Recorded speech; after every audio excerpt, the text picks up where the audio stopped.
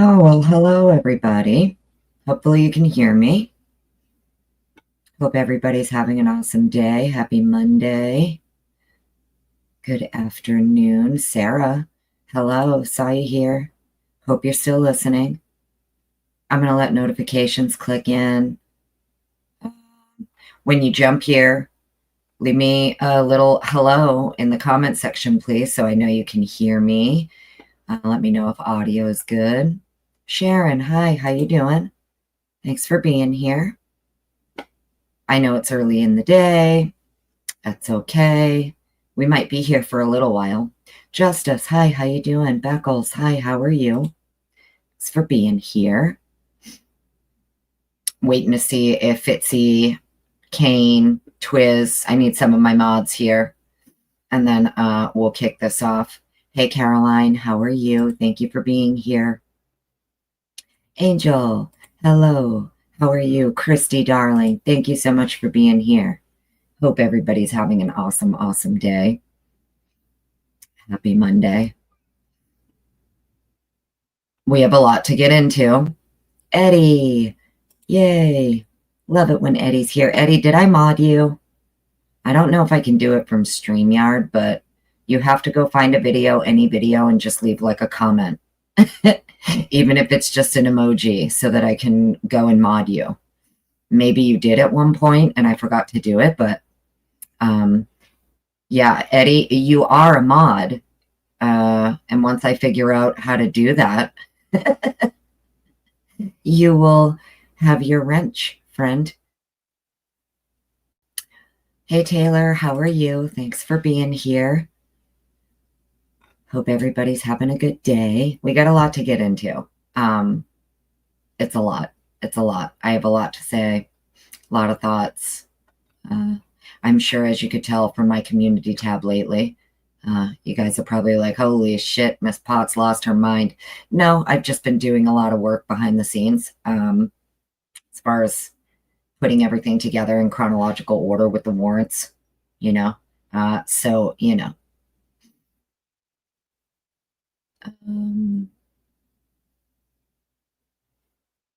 What the fuck is this? Okay. Bye. We're not even live for 3 minutes, and I had to boot somebody already, you know. 12, how you doing? Thanks for being here. Appreciate you. Yeah, it is going to be a long week. Sure is. Hoping we get a decision this week, though, for Frank's. You know, whether we get it or we don't, I don't care. You know, I just want to see a damn decision already. And I'm waiting for that transcript. I know Hippler says he sees no reason to keep it sealed. So hopefully we'll be getting that soon too. But yeah, we have a lot to get into. First and foremost, if any of you saw my last short that I did, the Ray Challenge short, that's still there. Miss Pottage, hi, how are you? Thanks for being here. So the Ray Challenge short is still up. Feel free to share. You know, we got a lot of people here on the YouTubes who truly, truly think they know more than him about what was done with Cast. So, I mean, it's okay they think that. I'm just saying the challenge is there. I think that the state of Idaho has no idea these people even exist. So maybe they should contact them, get in touch with Hushley, let her know, hey, you know, maybe they can go work for the prosecutor's office for pro bono, you know, just like Sai's doing for the defense. Why not? Go offer your services pro bono and be the rebuttal expert. You know, I mean, it's there, just saying. So yeah, wanted to talk about that. You know, yes, I was being snarky. Yes, I'm being a snarky little jerk. I sure am. Especially when I have to actually read comments and hear people like YouTube creators talking about how they would do the cell mapping better than Sai. It's just hysterical to me. So that's why, you know, I made my little smart ass short doing the Ray challenge there. You know, I was being a smart ass, but I'm really not. I mean, it's both, you know, you're getting You're getting my snark, but it's also truth. It's also fact. If you think you're better, go give your services for free to the state. They're going to need them. So anyways, that was the first thing I wanted to talk about. The second thing I wanted to address is I've seen a couple of different creators, and I'm not sure if it's just because these creators specifically don't live in America. And please, this is not a knock at any of my friends across the pond. I hope you know it's not. Please don't take this as like some sort of knock on you, because it's not. But these people, for some reason, are under the impression that the Franks hearing, right, that the argument from the defense in this case for the Franks has to do with overly broad warrants. And I'm like, you're almost there. You're just off target, right? You're missing the target by just a little. Amethyst, how you doing, darling? Sarah, hi. So the reason I'm bringing this up is because I'm seeing people frosty. Stay frosty, friends. How you doing? Thanks for being here. So the reason that I'm bringing this up is because it appears to be that there's quite a few people who are under the impression that the argument from the defense in this case for Franks has to do with overly broad warrants. And I would say maybe you need to not only go look up exactly what a Franks motion is for and what a Franks hearing would be for, but it's not for overly broad warrants. The argument to suppress the warrant is because it's overly broad. Yes, that's the argument to suppress the warrant. That is not the argument for Franks. When you are asking a judge for a Franks hearing, what you're doing is you're asking the judge to give you the opportunity to not only challenge the validity of the affidavit used to obtain warrants, but you are also asking the court to give you permission to also question the officer who signed the affidavit. Everybody tracking?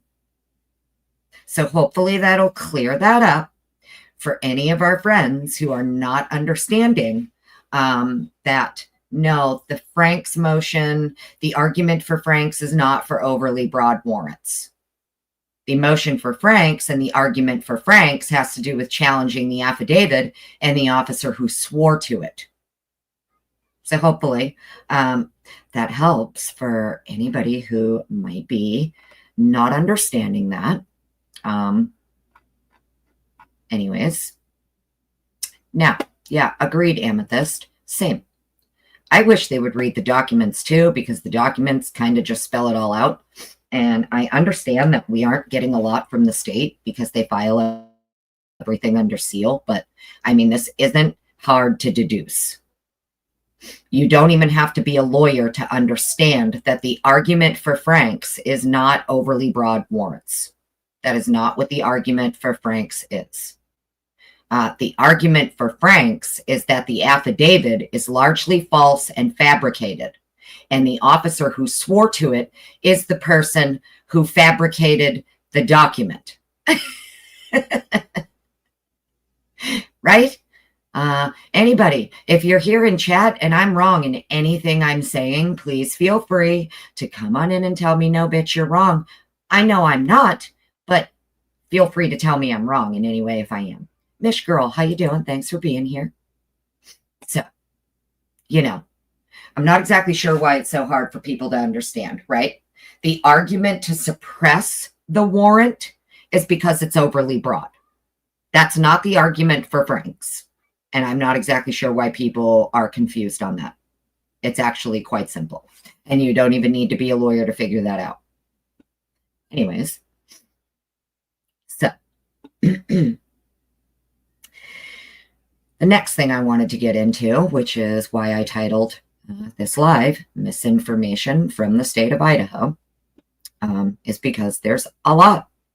Mainly, one of the biggest, in my opinion, again, no facts here, friends. I don't know shit. You know, make your own decisions, right? Come to your own conclusions. JR girl, how you doing? Thanks for being here. Appreciate you.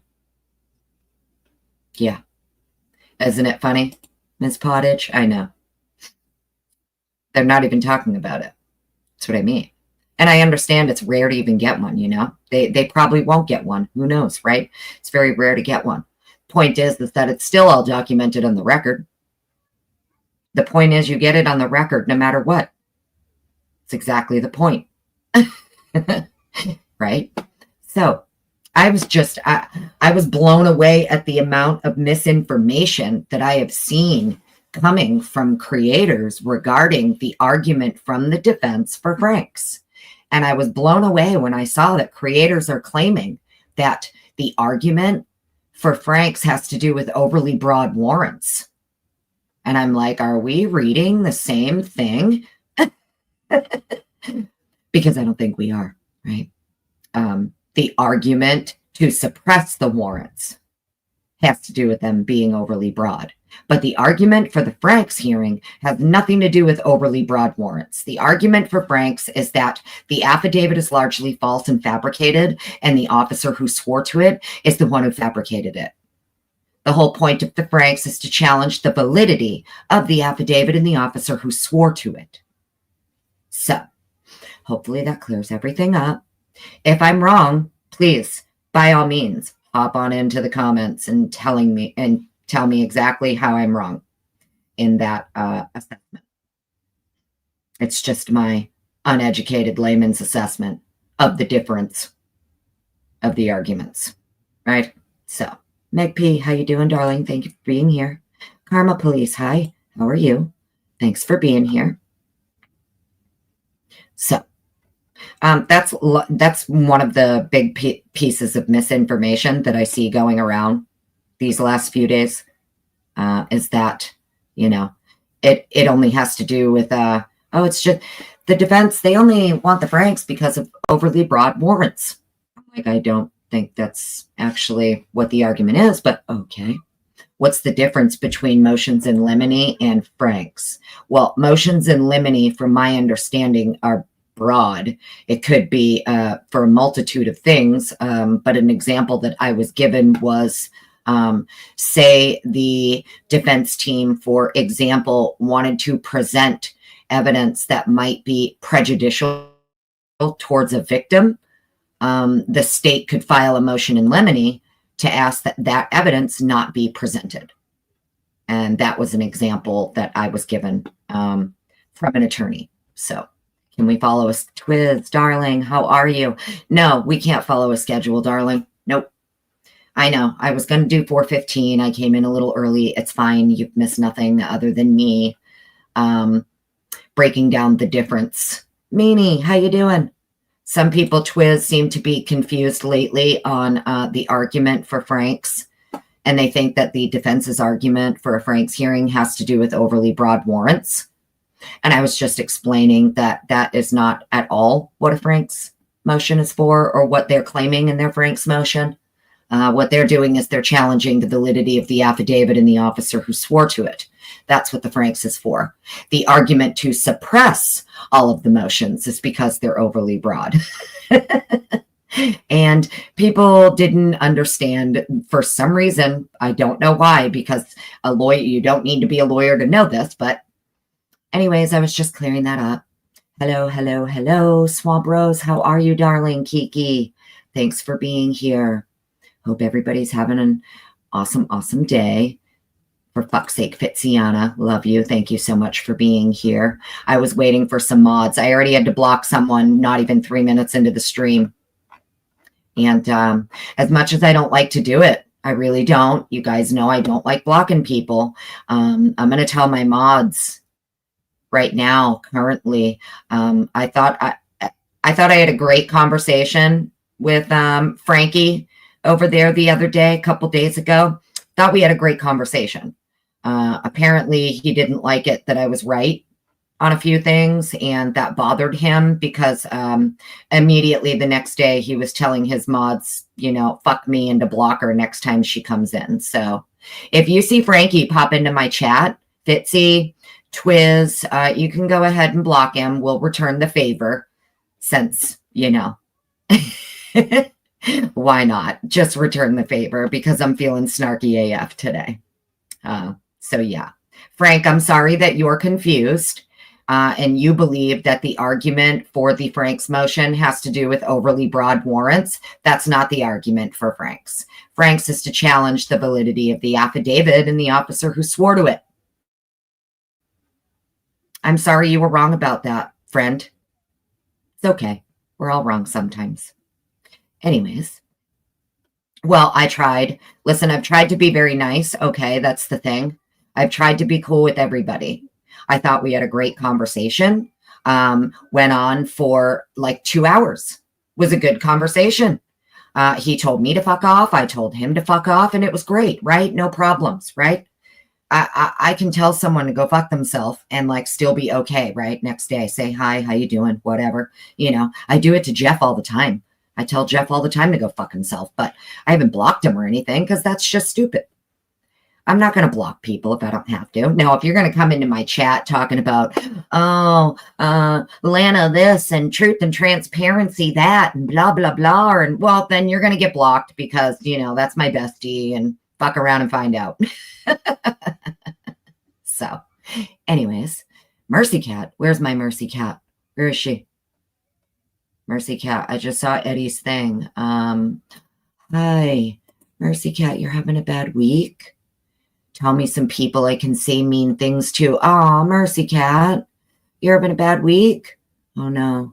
If there's anything I can do at all, please tell me because I will. I will do anything for you, darling. Anything you need. Everybody put a bunch of kitty emojis in the chat for Mercy Cat. She's having a bad week. Lots of hearts and kitties. I don't even mind a foul mouth, right? Meg P. Yeah, I know. Well, that's what I mean. I know, honey. It is what it is. I try to be cool with everybody. I really do. I try to have open conversation, open dialogue. I'm cool if we disagree, as long as you don't take it to the personal level, But anyways, Kane, yay. So happy you're here. But yeah, Mercy Cat, anything you need, darling, I'll do it. You just tell me. Hope you know that. So I thought everything was fine, but then I saw the next day he was telling his mods basically fuck me and block her next time she comes in. And I don't even know why. I didn't do anything wrong. Literally didn't do anything wrong. I thought we were just having a conversation, so it's fine. Joanne, how you doing, honey? Thanks for being here. Yeah, Frosty, you were there, right? You saw that. I thought everything was fine. I was very respectful. I was very, I didn't get personal or anything like that. So I don't know what happened, but it's fine. I'm blocked. And if Frank shows up here in my chat, mods, you can go ahead and block him and we'll return the fucking favor. That's just how I feel about that.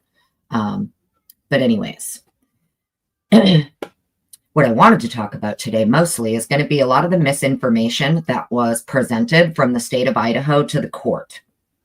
And I believe that that's going to be very important because, well, when you really get down to it, that is how a case gets tossed, right?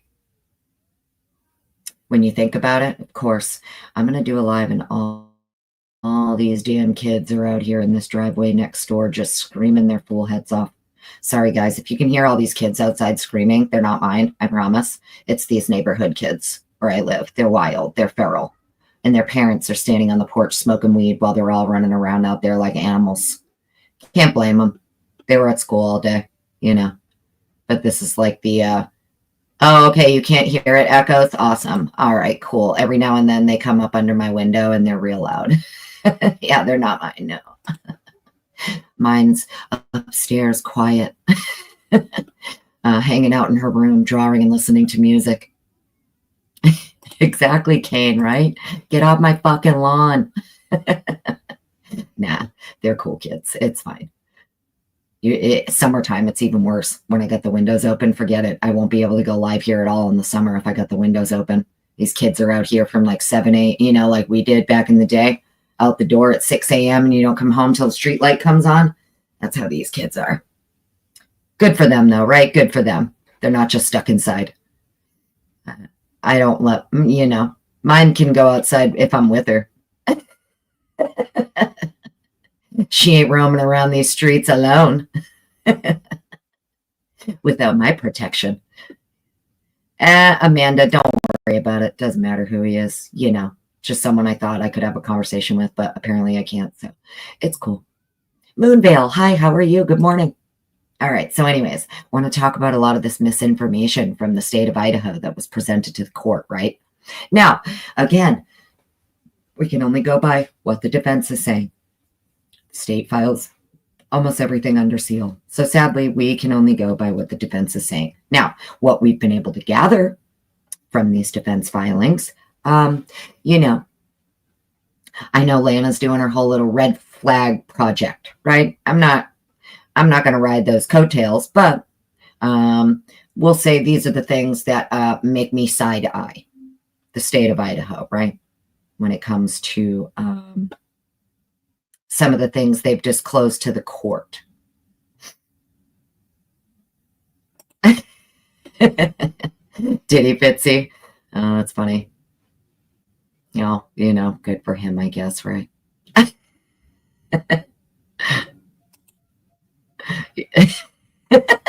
Well, yeah, I got blocked too. I don't even know why I got blocked, but it's fine. I don't know. It's just that I saw that he was very, very intently upset about people who are complaining that rights were violated, right? Because as far as he's concerned, your rights don't matter, which I get coming from a person who lives somewhere where they don't have rights. They don't have a constitution. They don't have a document in place that prevents a tyrannical government from taking things away from them that the government shouldn't be able to take away in the first place. You get what I'm saying? So I guess where I'm coming from is that I get it when people from other countries are confused as to, oh, well, I don't get it. What do you care? So what if they got the right guy?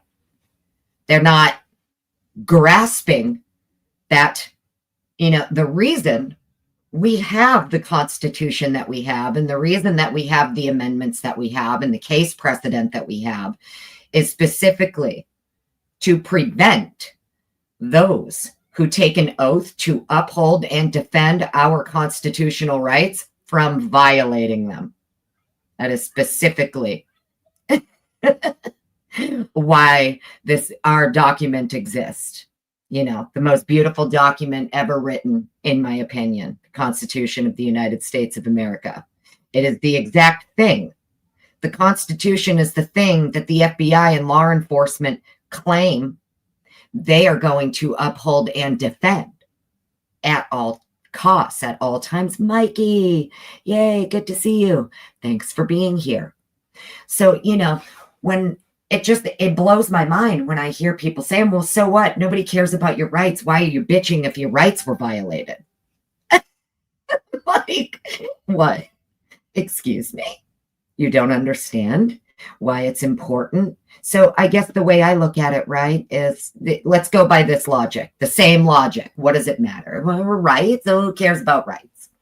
What do the rights matter, right? Fuck the rights is basically the argument.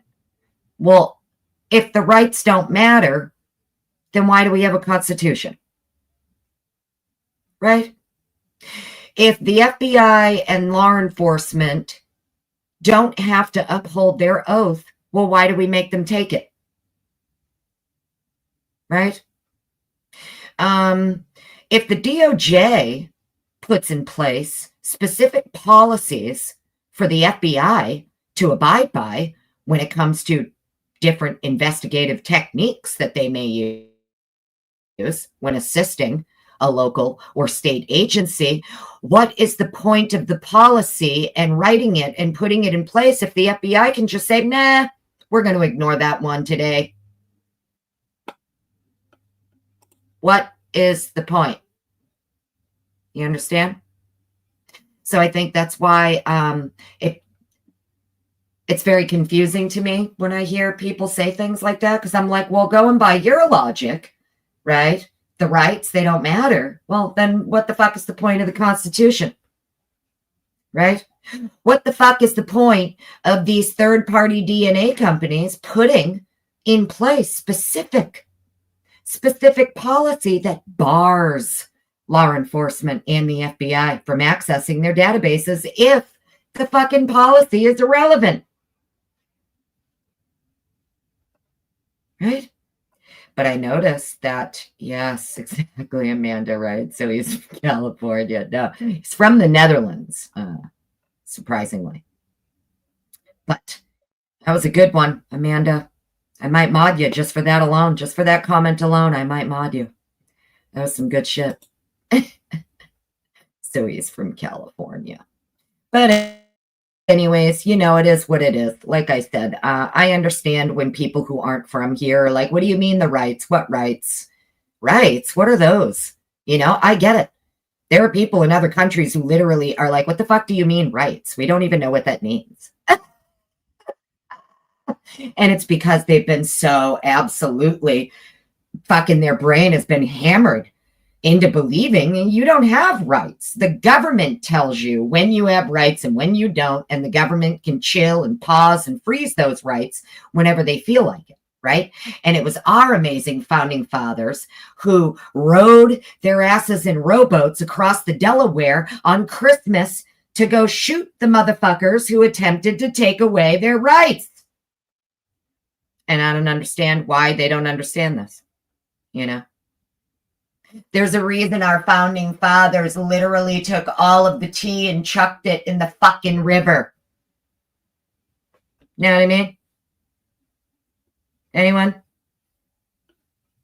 I feel like I'm going to have to do like a history lesson here. Maybe I have to do an entire live that is the reading of the Constitution of the United States of America, right? First and foremost, before every live, let's do a reading of the Constitution of the United States of America, so that for anybody who's confused about the rights, what they are, where they come from, fucking hint, it's not from government, friends.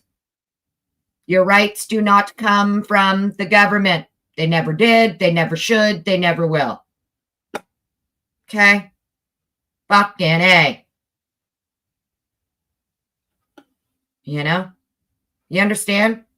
Our founding fathers literally rode themselves across the Delaware on Christmas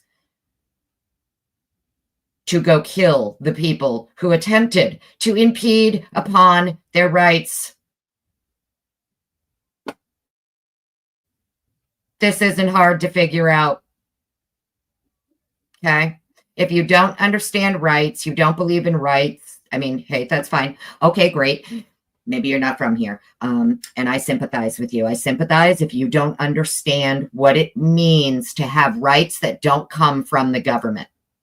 I sympathize with people who believe they have to lick the boot of the government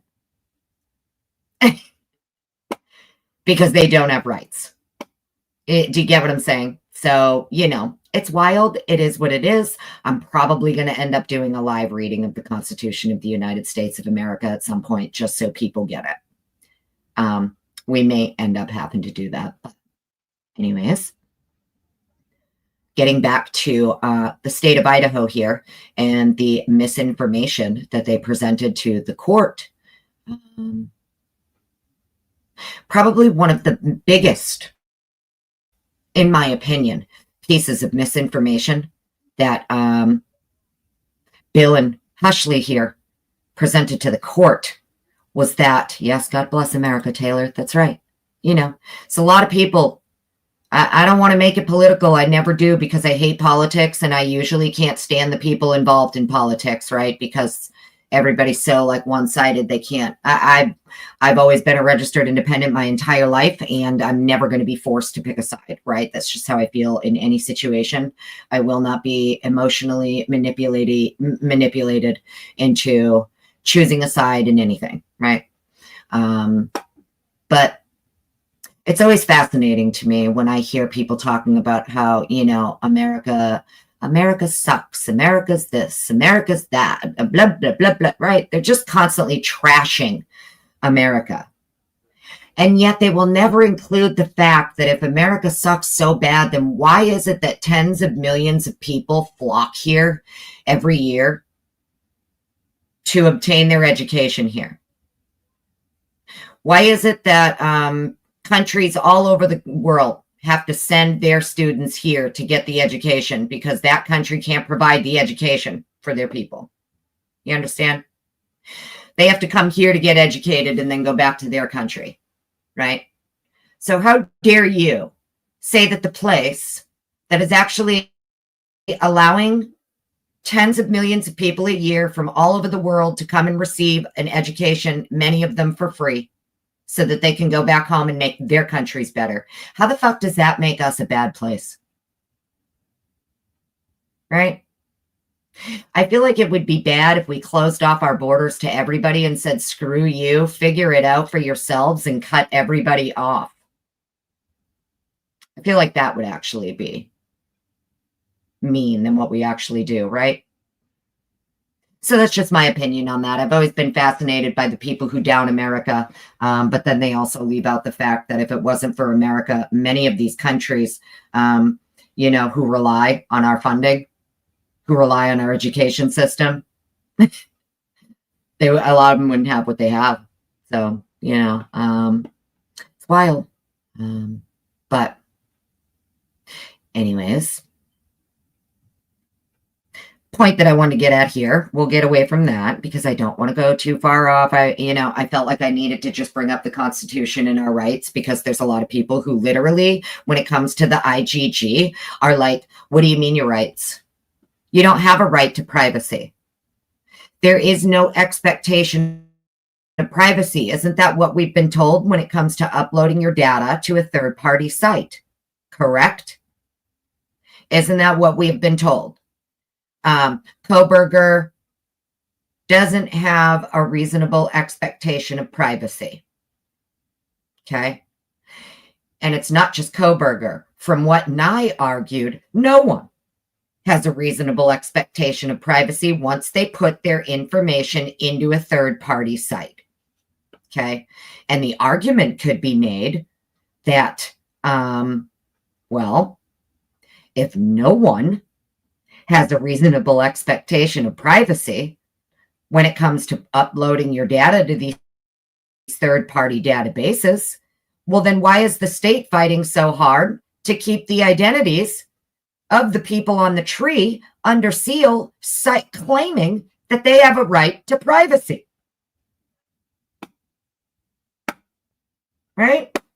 Allegedly, everyone on the tree, their identity has to be sealed because they have a right to privacy. They have a reasonable expectation of privacy, allegedly. So the people on the tree have a reasonable expectation of privacy and a right under the Constitution, but the accused doesn't. Sounds like what the argument from the state is. Sounds like that's the argument from a lot of these people who don't understand what the defense is actually arguing here, right? Bingo. Thank you, Heather. Thank you. That's exactly where I was just going with this. So if an agent of the state takes DNA from a crime scene, uploads it as though they're the consumer, and as if the DNA profile came from their biological material, is that identity theft? Well, I don't know if it's identity theft. What I do know is that if I go take someone's DNA, put it this way, let's put the shoe on the other foot. Let's just put the shoe on the other foot. What do you think would happen to a civilian if, say, that civilian went and obtained the DNA of a federal agent or law enforcement officer because the civilian thought that maybe that officer was a suspect in a case, and that civilian decided, hey, you know what, I'm going to go surreptitiously obtain this officer's DNA, and I'm going to upload it into a third-party database as though it's mine, just so I can get all of the information that I'm looking for on this officer. What do you think would happen to me if I did that? What do you think the federal government would do to me? What charges do you think the federal government would levy against me if I went and surreptitiously obtained, hypothetically, Corporal Brett Payne's DNA? And then I pretended that Brett Payne's DNA was my own and uploaded it to a third-party database so that I could get all of his information and send it off to the defense. What do you think would happen?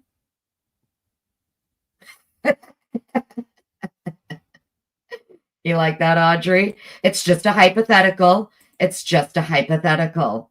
No one get their panties in a bunch here, because I know someone's going to clip that shit out and try to use it out of context. We already know that's going to happen. But it's just a hypothetical scenario, right? Since there's so much information we can't get in the case, and they want to hide the other DNA profiles that were in the home, and they want to ignore the other blood that's in the middle of a crime scene, right? I wonder how all of these people who claim fuck your right to privacy would feel if I went and surreptitiously obtained Brett Payne's DNA and uploaded it to a database, pretending as though it was my own, just to get his information and turn it over to the defense. Just, just in case, just for funsies. Because fuck it, why not? Because the FBI can do it, so why can't I? You understand where this is going? If the FBI doesn't have to abide by their own fucking policies, then why do any of us? If they don't have to abide, what's the point of it? That would mean none of us have to abide by it.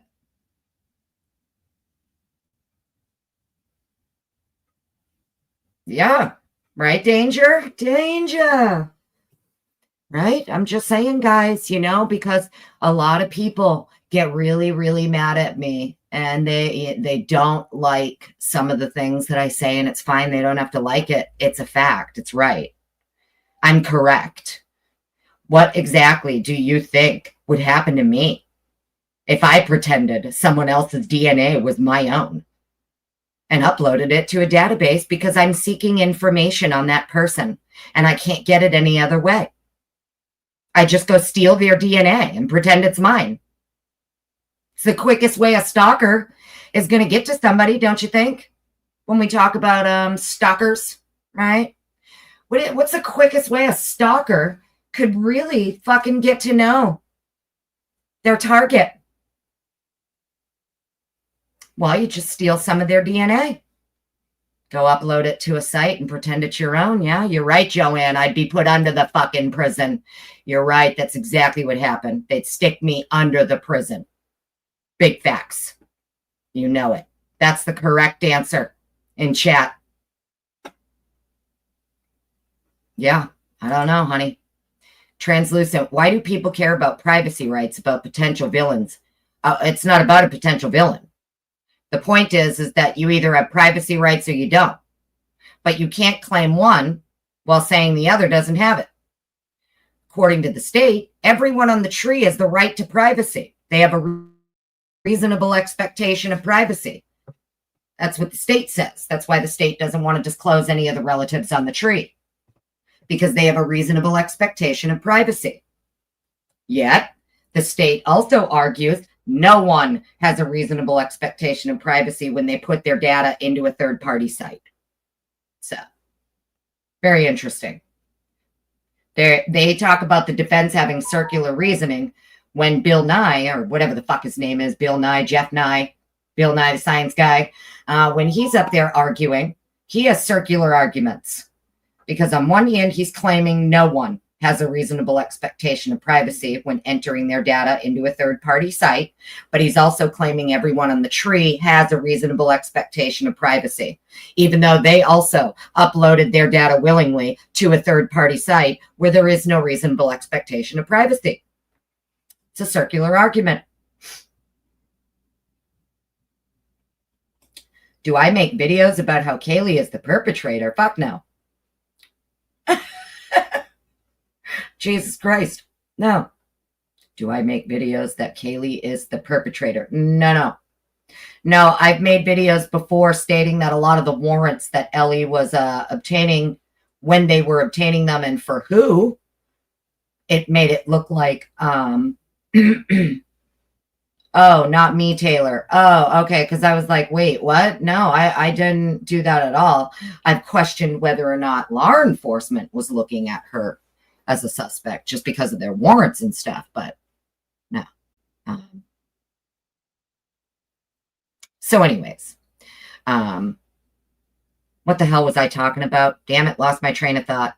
That's all right. It'll come back to me. Bill Nye, science guy. That's right. Bill Nye. Yeah. Is that his name? Bill or Jeff? No, Bill.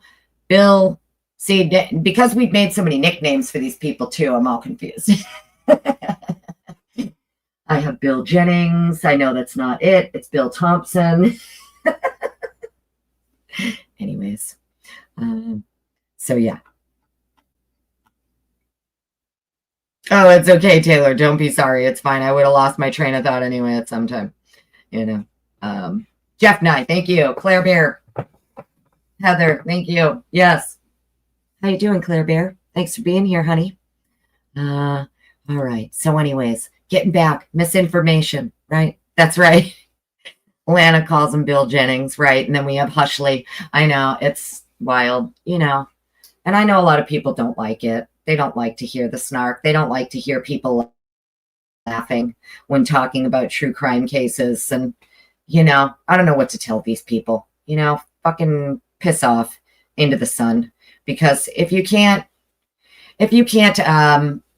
do this and still find a little bit of levity and sarcasm in everything in life, to be honest with you, then, you know, you must be fucking miserable. That's my only conclusion. You just must be miserable. I don't know anybody who doesn't like to laugh. Maybe have a good little snark fest here and there, you know. I don't know. It is what it is. So, some of the misinformation here presented by the state of Idaho to the court. Number one. Well, yeah, no one's laughing about the victims, just the stupidity around the case. Exactly, Twiz. Thank you, darling. You are correct. That's right. Nobody here is laughing at the victims, you know, at all. Kane made a beautiful, you know me, I don't get emotional, right? I don't like emotions. Me and emotions stay far apart when looking at things like this. But Kane made a really beautiful video of them, made them look like they came to life, and that famous photo, you know, where Maddie's sitting on Kaylee's shoulders, and how absolutely beautiful though, right? Good job, Kane. You did a really good job on that, and I liked it. I won't show it, only because, you know, it brings up emotions. And like I said, when I look at this stuff, I don't look at emotional stuff. That's why I stick to docs, because I don't like to do emotion when it comes to cases like this. You're not going to catch me on here fucking crying. That's for sure, because I do not emotionally invest myself into these things on purpose. You know what I mean? There's a reason you have to compartmentalize. They teach you to compartmentalize when you do your training for things like this. So anyways, must have been the bomb that had my comment removed. I didn't see a comment. No one removed your comment. Mikey, you like that, right? Yeah, me and emotions, we stay far apart when we're looking. Yeah, exactly, right? Dinky bingo. When it comes to like true crime cases, yes, I'm entirely heartless. I have absolutely zero emotional connection to anyone in the case, including Brian. Right? I don't have an emotional connection to any of these people in any way, shape, or form, which is exactly why I can just look at this stuff and look at it and see it for what it is. I'm leaving my emotions out of this shit, you know? Yeah. I probably will be crying once the trial begins, you know? Probably right about that, Danger, you know? I just, Murphy, right? I'll cry about Murphy. There you go. Yes, that's Amanda. That is the thing that would make me cry. Thinking about Murphy. Oh my God. I'll cry. Murphy, yes. It's so weird. I will conjure up emotions, so many emotions for a poor little defenseless animal, right? But the people, well, because, and I'm not trying to sound like a dick. It's just because when it comes to human beings, right? I understand 99.999% of victims in a case are entirely innocent. Entirely innocent. And then there's always that tiny little 0.0001% chance that some victims aren't. And I'm not saying that these victims are not innocent in any way, shape, or form before anybody fucking takes what I'm saying out of context. But that's why I'm able to stay emotionally detached. Because I understand that there is always a small chance in every case. There is a variable that no one has accounted for, that no one has thought of, including the perpetrators or perpetrator. There is always a variable. So, Colleen, you don't cry because you're an incel? That's hysterical. Oh my goodness. Yeah, I'll cry. Gina, how you doing? I will cry over animals though,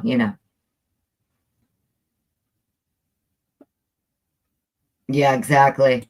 Yeah, Mikey S, exactly. And now that I even do have a channel, right? I don't have a channel, so I don't give a fuck about the likes or clicks. Yep, same. I don't. Even with the channel right now, I still don't. You can hit the thumbs down.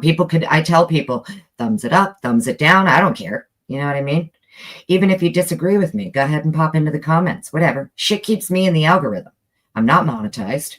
I don't have memberships on. I'm not here for money. Someone said that the other day too. I saw someone and there was this chick in someone else's chat saying that I was a content chaser. I was fucking dying laughing. Content chaser. Thinking to myself, I'm like, I go live maybe once or twice a month, right? If that. And I don't have memberships on. I don't have, I'm not monetized. I don't know what these people are talking about, but, I'm like, well, anyways, okay. You hit the wrong button, Gina. Love you, Dinky. All right, so getting back to misinformation from the state of Idaho, right? Well, in my opinion, one of the biggest pieces of misinformation presented to the court by the state of Idaho has to do with the STR profile and CODIS being done first. Now, the reason that I say that is because since we have the motion to suppress IGG and the defense is declaring that based on the discovery turned over by the state, IGG is the origin, right? Now, I know we all kind of were like, oh shit, IGG was the origin in the beginning when we first heard that. IGG is the origin. I don't think a lot of us really understood what that meant, right? What it really means when you have the defense coming out claiming that based on the discovery turned over by the state, it would appear IGG is the origin. That is the defense saying, without saying, that the state of Idaho lied to the magistrate in their sworn declarations, because the state of Idaho swore that they did STR and CODIS first. Okay. Does everybody understand what I'm saying here? Well, it doesn't matter if the translucent, they did do IGG because Ann Taylor clarifies that in the discovery that was turned over, the state admits they did the IGG, but the state is saying they don't have to turn it over. Right. So they're admitting they did do it. What they're saying is that is not discoverable to the defense. Right. And the defense's argument is, well, no, we are entitled to it. Because here's the thing.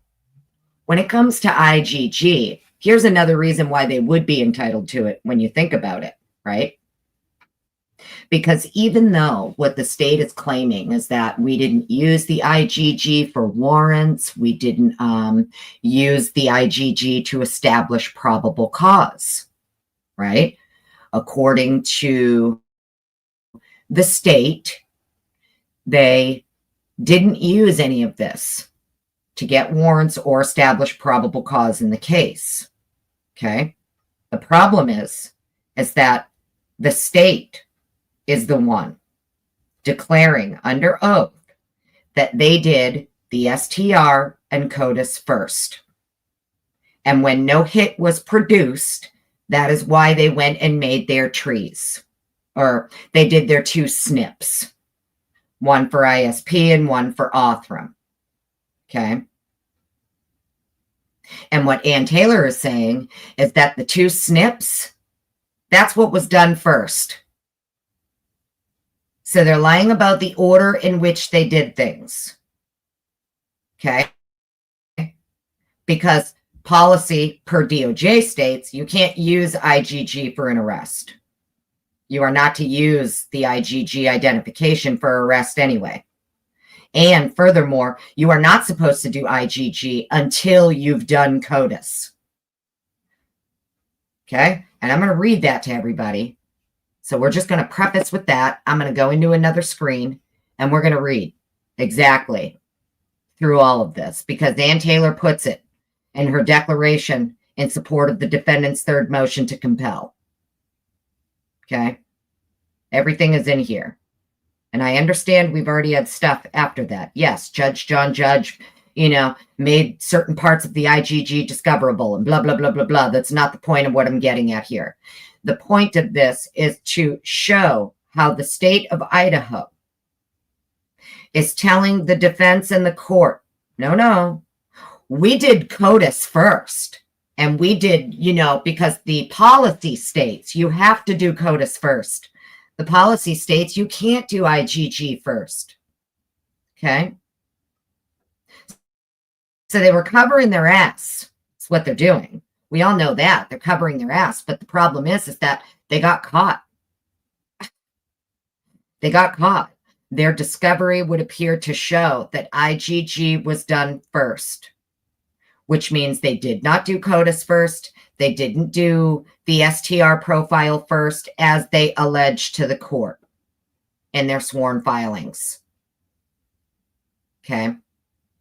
Now, there's going to be a lot of people who say, so what? You're just nitpicking. You're just nitpicking. Okay, well, if you think I'm nitpicking, wait to see what the fucking defense does with this shit. If you think just some snarky bitch on the internet. If I can tear through these and show you every fucking hole in the state's case regarding this IGG, how they did it, when they did it, they're lying about when they did it, they're lying about the order it was done. Imagine what the defense is going to do with this at trial. You understand? If this ever gets to trial and this is ever allowed to be presented to a jury, and a jury finds out that the state of Idaho is lying to the court about the order, how they literally didn't even bother with CODIS first. They went straight to IGG. They're just violating DOJ policy left and right. The state, FBI, it's like a big, one after the other of just a violation, because the state and local law enforcement also have to abide by the same DOJ policy when it comes to IGG, because they're funded and they contract with the lab. They're federally funded. So we'll read through it all. But, I wanted to point that out because I think a lot of people maybe didn't even pick up on it. That really what the defense is saying here when they're asking to suppress IGG, it's not just because the IGG was done through this backdoor method of the FBI pretending this DNA is their own. They're also stating that the reason that IGG should be suppressed is because it is the origin. CODIS was not done first. And apparently the defense thinks they can prove that in the discovery. No, this is the third motion to compel discovery. Need some Z's. It's from June of 2023. Only reason I'm showing this document is because in this declaration from Ann C. Taylor, it's where she includes the entirety of the DOJ policy regarding IGG and how law enforcement, the state prosecutor's office, and the FBI have very strict protocol they need to follow when doing IGG, and CODIS has to be done first. And it's not just like one upload to CODIS, you scan it once and oops, oopsie poopsie, couldn't find anything, straight to IGG. Nope. It goes through the document. I have everything highlighted. We'll read through it. They actually have to run multiple. They're supposed to do CODIS a few times to ensure no sample from CODIS. They get no hit. You know what I mean? Yes, thank you, Fitzy. That is the document we're going to be reading from, Declaration of Ann C. Taylor, in support of the defendant's third motion to compel. That is what we will be reading from. If anybody wants to click that link, follow along, print it out, you know, frame it, laminate it, whatever you want to do with it. That's what I always say. I don't think they did CODIS, honey. That's the problem. They didn't do CODIS. Well, if they did CODIS, they didn't do it first, which is the policy. That's exactly the order it's supposed to be done. CODIS, STR, is supposed to be done first, according to everything per DOJ policy. And now I understand a lot of people are like, oh, you don't understand the difference between policies and laws. Well, I do, actually. So before some asshole comes and says, Ms. Potts doesn't understand the difference between laws and policies. No, I do. I do understand the difference. And I understand that the state agents, meaning your prosecutor's office, their law enforcement partners from local and state police, as well as the FBI, all have to abide by the policy set forth by the DOJ. It isn't you only have to abide by this policy if you feel like it. Okay? If your heart tells you you need to follow it, right? Nowhere in the DOJ policy is the DOJ telling the FBI and state and local law enforcement, hey, only follow this policy if your heart tells you to. And other than that, you can just ignore it. Okay? Hopefully, you know, it's wild to me. People think that the policy doesn't matter. It's okay. They don't have to follow it. Fuck the policy. It blows my mind when I hear people saying that. So what if they violated the policy? It has nothing to do with the case. Well, it does, because by them violating the policy, right? Isn't that how they obtained all of their fruit of the poisonous tree? Isn't that how they were able to obtain anything in the case? Right? Because of all of their bullshit shenanigans that were violating their own policies behind the scenes. You know? It's wild. What's the point of the policy if they don't have to abide by it? You know? Original sheath had no DNA. I mean, could be translucent. I have no idea. According to the defense, one single profile was produced. According to the defense. Then again, the defense can only go by what was turned over in discovery, right? So, not sure, right? But anyways, I'm going to go ahead and get over into this. So we have this declaration here from Ann C. Taylor. It's the support for the defendant's third motion to compel. So this was filed back in June 22nd, 2023. And we're only going to go through this just for a few reasons. You know, I have things highlighted specifically because this is what we're talking about. Did the state of Idaho mislead the court when they told the court they did the STR CODIS database first? I believe they did, And I believe Ann Taylor and the defense knows it. And they're going to be able to prove it through the state's own discovery that was presented. So we have Ann C. Taylor, do state and declare. 1, counsel for Mr. Kohberger filed a specific request for discovery related to the DNA, in this case titled Defendant's Third Supplemental Request for Discovery. 2, the state filed a specific response to that request.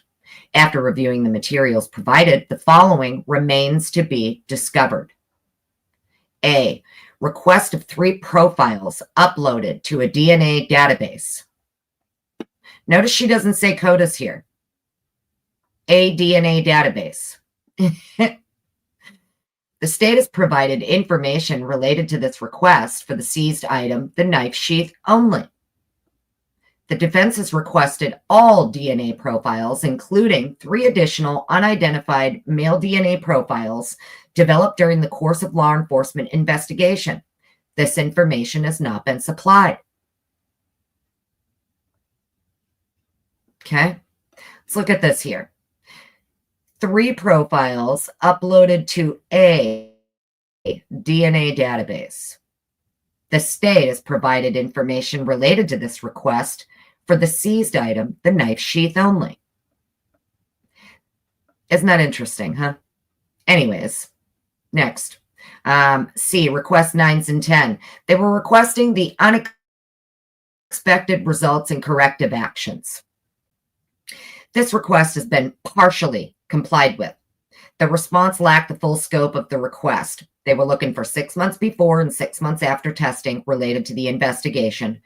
Further, they wanted information related to all lab personnel that was not provided. So at this time in June of 2023, all lab personnel still had not been provided. Okay. The state has objected to this request in its entirety, and they filed a motion for protective order. The requested discovery is properly sought pursuant to Idaho Criminal Rule 16. This discovery is necessary to the preparation of Mr. Kohberger's defense. Counsel for Mr. Kohberger has reviewed the materials provided in this case regarding the DNA testing, laboratory reports, bench notes, and photographs. Further, experts in the field of genetic genealogy and DNA have consulted and offered information and guidance.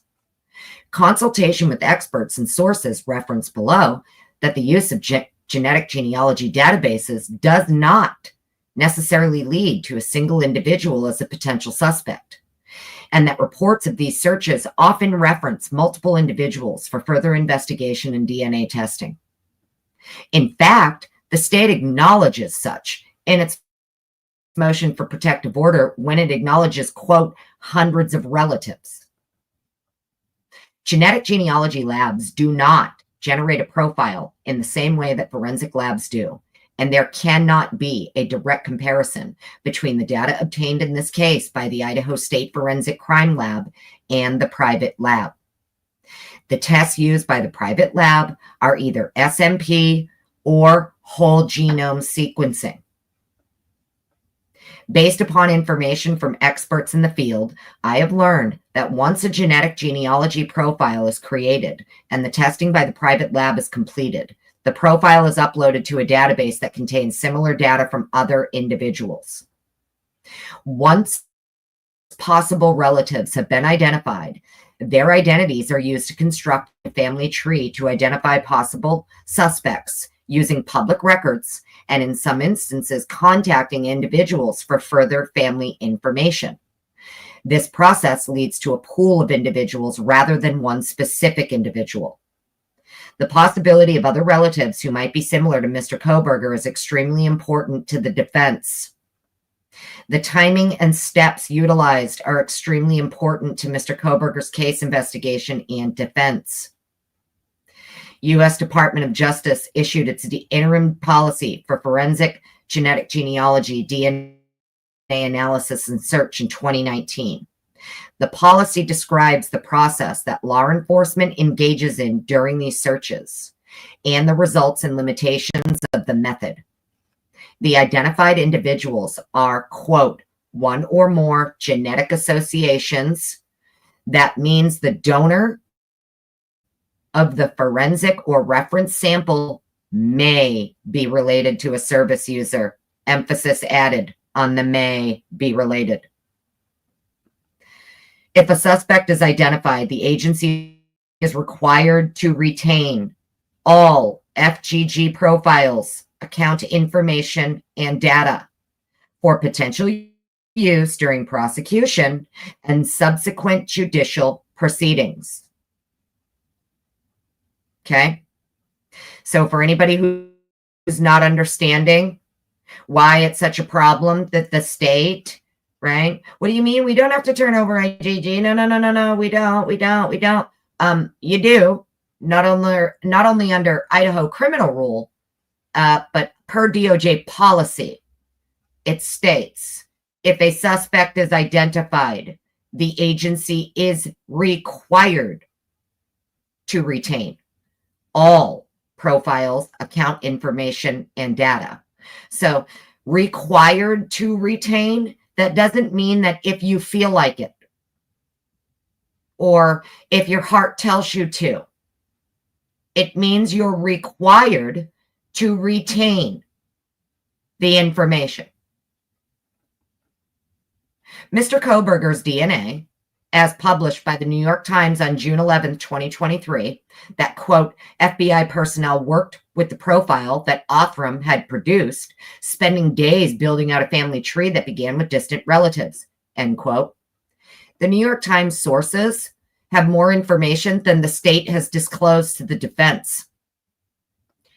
Mr. Kohberger's defense team has discussed the use of statistics in this type of case with experts who have informed me that the manner of identifying Mr. Kohberger via this type of search may have significant impacts on the statistical analysis of the CODIS profile generated by the Idaho State Police Lab. You understand what she's saying here? Their little statistical matches with the IGG, right? Because this is the manner of which they identified Mr. Kohberger, this could have a significant impact on the statistical analysis of the CODIS profile. And without access to the actual genetic genealogy search methods and results, it is impossible for qualified experts to address these issues. Counsel for Mr. Kohberger notes the state utilized a statistical analysis number to claim a high likelihood of a match between the DNA on the sheath and that of Mr. Kohberger. The state, by its own admission, has taken a number of steps to identify Mr. Kohberger as a match. The statistical probability is not an absolute. The size of comparison sample and the nature of the search are important to ascertain conclusion bias. As such, the genetic genealogy investigation and process is necessary for the defense team to do its job. Now we'll get down here. These are some of the items she disclosed in this document, and then one of them is here, the DOJ policy. Now, I'll pause. I'm going to come back to chat. How's everybody doing? How are you? Let me come back over here. Everybody tracking where we're going here. The state of Idaho claims to the court in their sworn filings that they did CODIS first. They did the STR and they did CODIS first. And according to the defense's argument, no, they didn't. Oh, well, good. There you are, darling. Anything for you, Heather. And I didn't even mean to. So would you look at that? It's because I was actually looking at something else today, and then I found this. You know, it brought me to this document, which then made me say, oh, well, here we go. We might as well just talk about the, misinformation presented to the court by the state of Idaho. IGG, in my opinion, the state telling the court they did CODIS first, That is the biggest piece of misinformation that the state gave the court, in my opinion. Anyways, come back over here. So just wanted to check chat. Okie Granny, how you doing? Thanks for being here. Hope everybody's having an awesome day.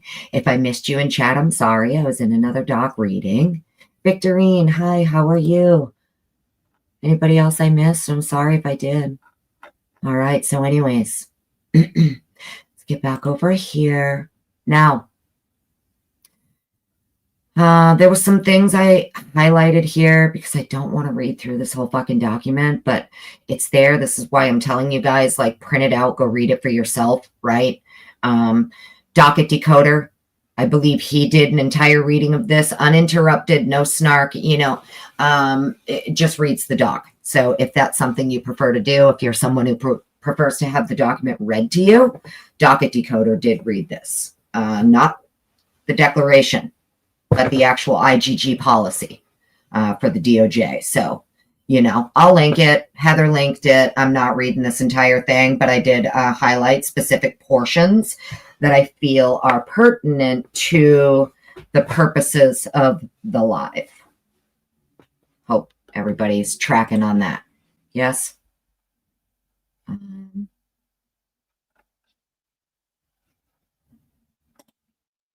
I see you before you see me. Hey, how you doing? Yeah, I don't know. The order in which it was done is very important, though, right?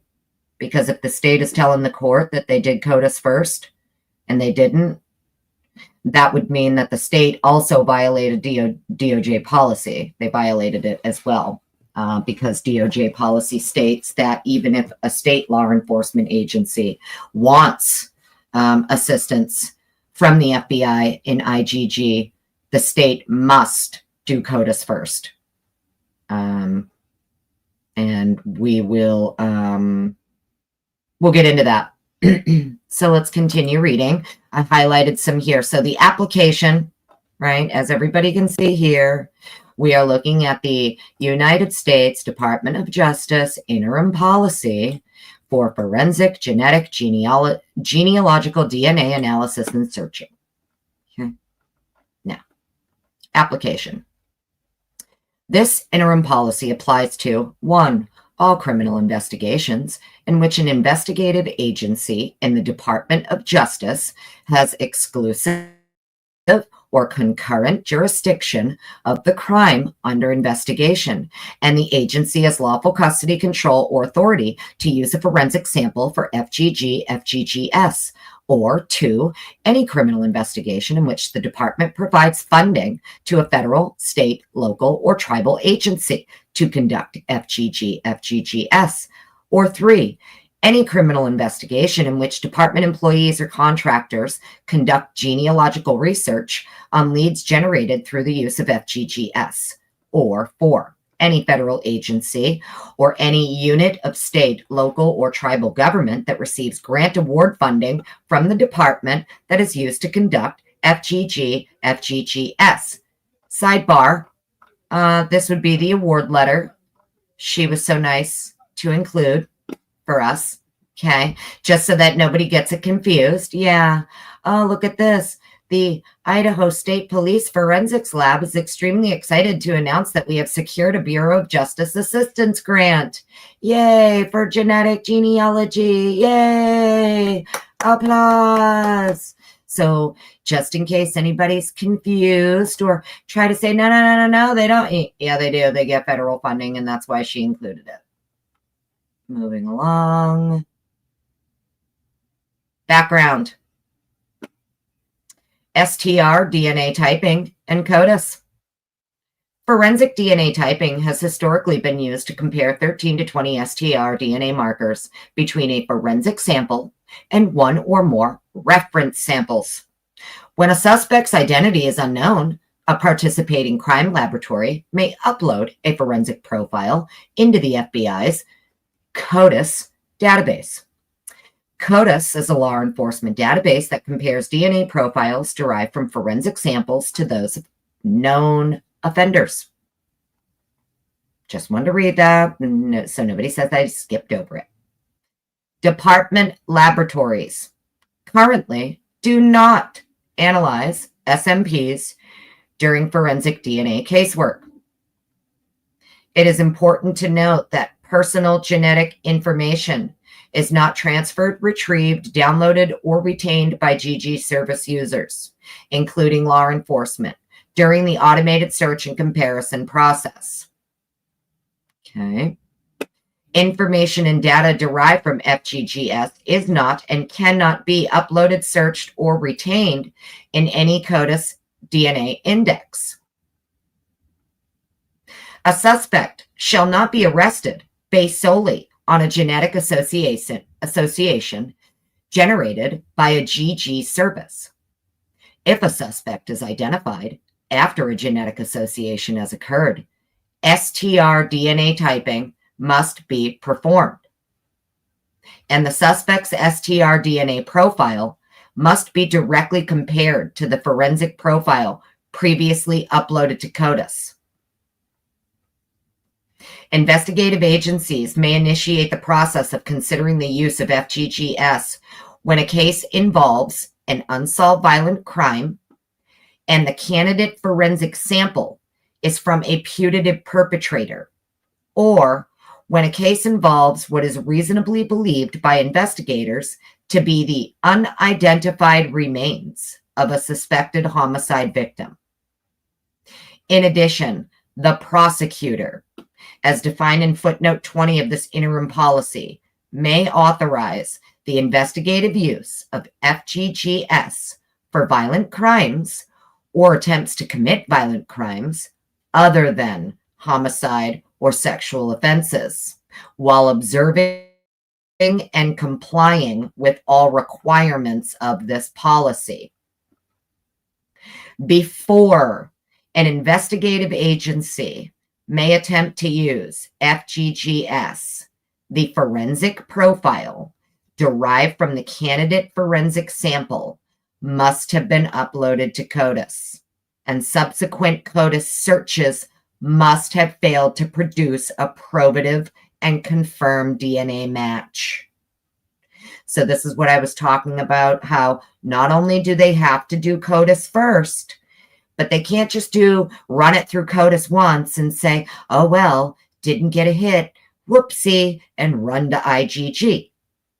They have to do subsequent CODIS searches that would also fail to produce a probative and confirmed DNA match.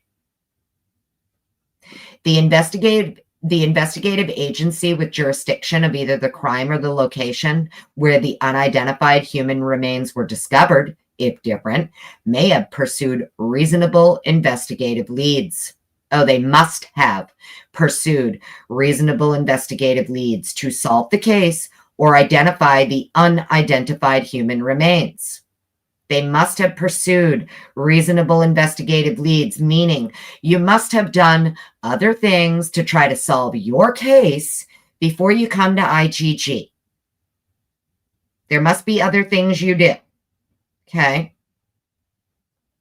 You can't just run to IGG. You have to actually do a reasonable investigation. You have to conduct a full investigation and pursue other reasonable leads before you go to IGG. The investigative agency, oopsie, nope, already read that. To solve the case or identify the unidentified human remains. Finally, when applicable, relevant case information must have been entered into the National Missing and Unidentified Person System, NAMIS, and the Violent Criminal Apprehension Program, VICAP, National Database. That's interesting. Fitzy, can you check VICAP or no? Right? It just makes me wonder if any relevant case information says it must have been entered into the system. They must enter it. Wonder if it's there. Did they enter any relevant case information into this Violent Criminal Apprehension Program database?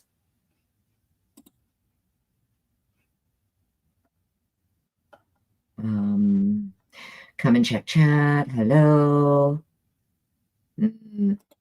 Exactly. Exactly. All right. Yeah. Yeah. Fitzy, you're a little smarty pants. Huh?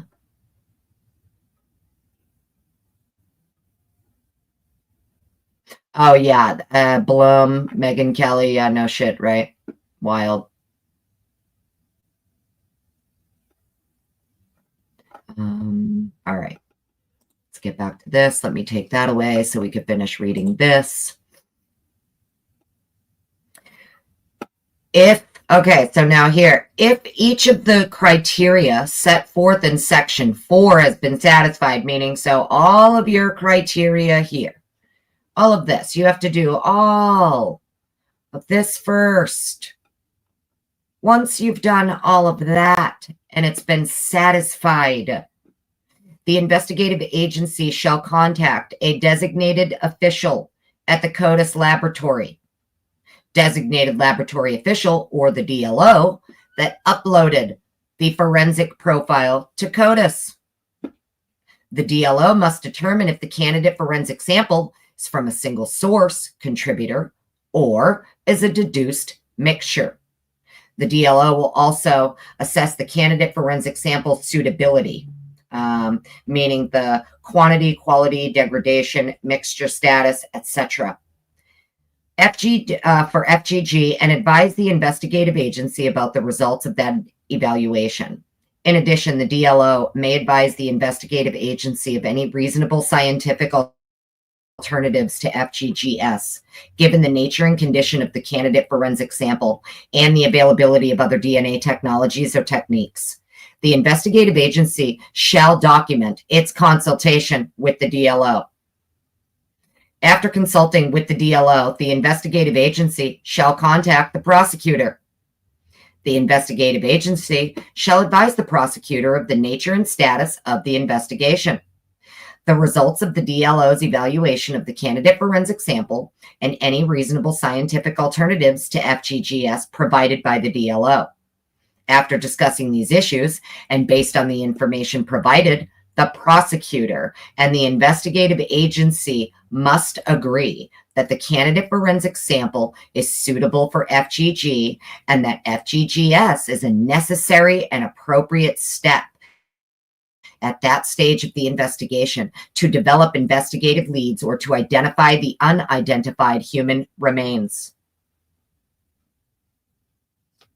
Investigative agencies shall identify themselves as law enforcement to GG services and enter and search FGG profiles only in those GG services that provide explicit notice to their service users and the public that law enforcement may use their service sites to investigate crimes or to identify unidentified human remains. The investigative agency shall, if possible, configure service site user settings that control access to FGG profile data and associated account information in a manner that will prevent it from being viewed by other service users.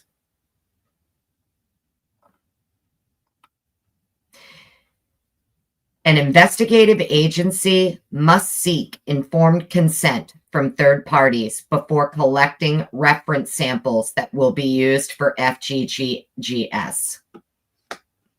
Wait till this part is where you're going to get into Koberger's daddy's fucking trash. Right here. This is where we're going to get into the collection of daddy's trash. Okay. An investigative agency must seek informed consent from third parties before collecting reference samples that will be used for FGGS, unless it concludes that case-specific circumstances provide reasonable grounds to believe that this request would compromise the integrity of the investigation.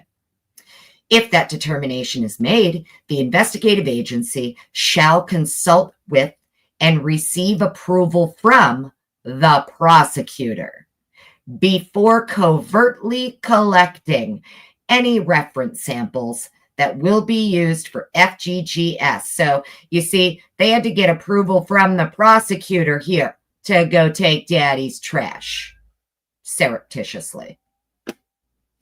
The investigative agency shall also consult with the DLO, who may provide guidance to investigators about the type and nature of biological samples that may prove most conducive to FGG. Meaning the FBI would have had to get in touch with this DLO to find out, hey, what do you want us to go and get from the fucking trash? Which pieces of trash are going to be more beneficial for you? Let us know. Covert collection shall be conducted in a lawful manner.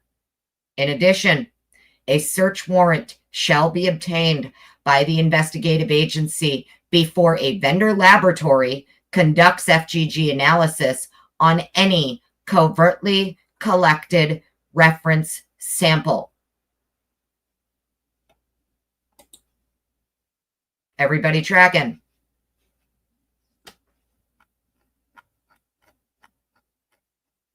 Did y'all catch that? Hope everybody heard that. That's right. Bill had to sign off on all of it. 1,000,000%. The state prosecutor had to sign off on all of it. Okay. I'm going to read this last part again.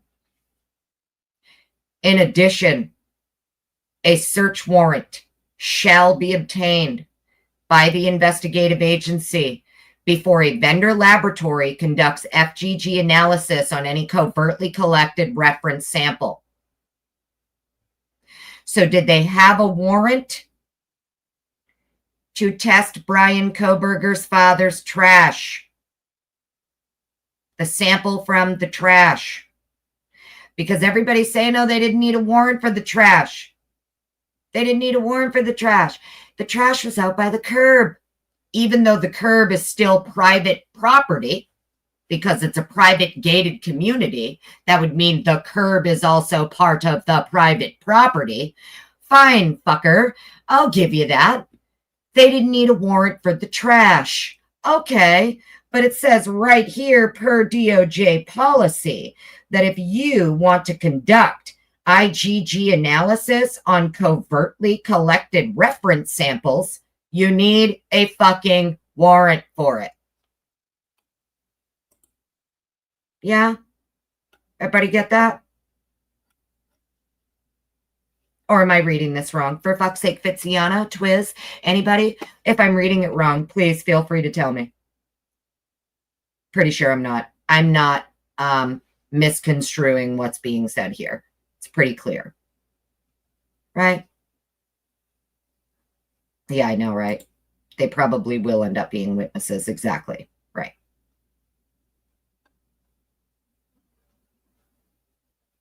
Okay.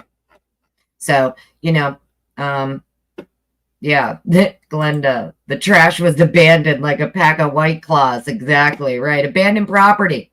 It's not abandoned property when it's still on private property. It's not abandoned. Just like the White Claws in the driveway at 1122 King, right? The kids didn't abandon their White Claws. They left their White Claws in a backpack leaning up against a car on their private property.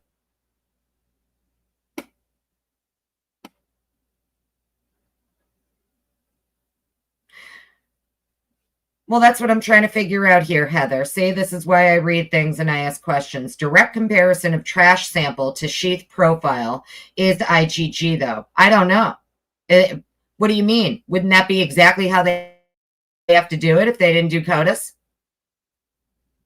The point of what I'm saying here is that the defense is claiming CODIS was not done first. IGG was done first.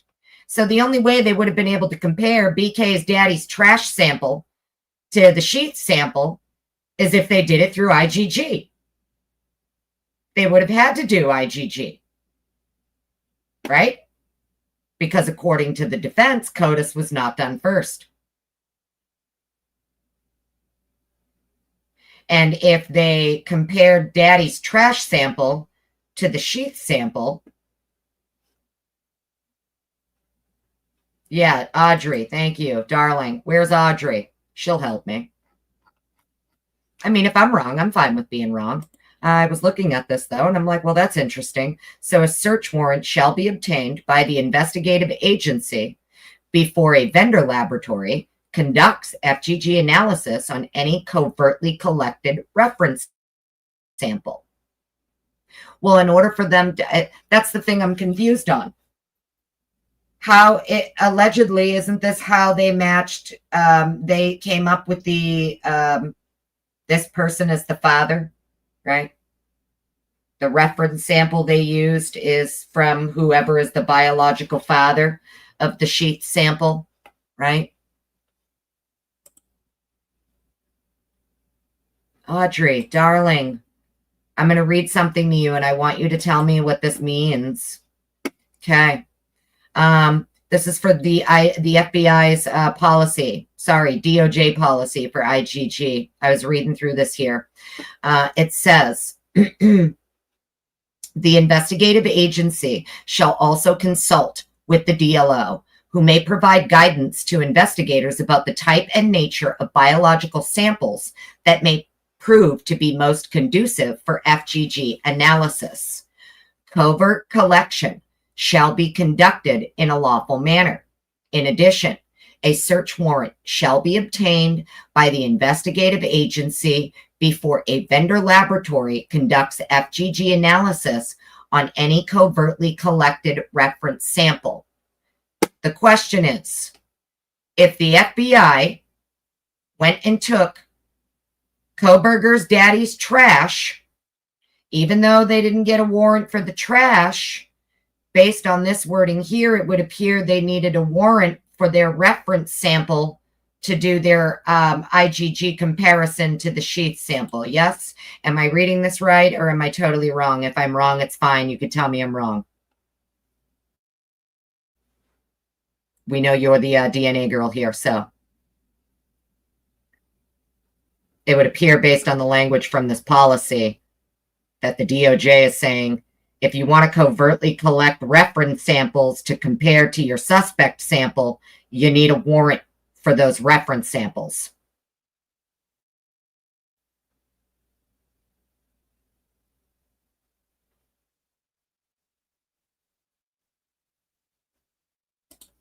They should, because they have to make something else out of what they collected.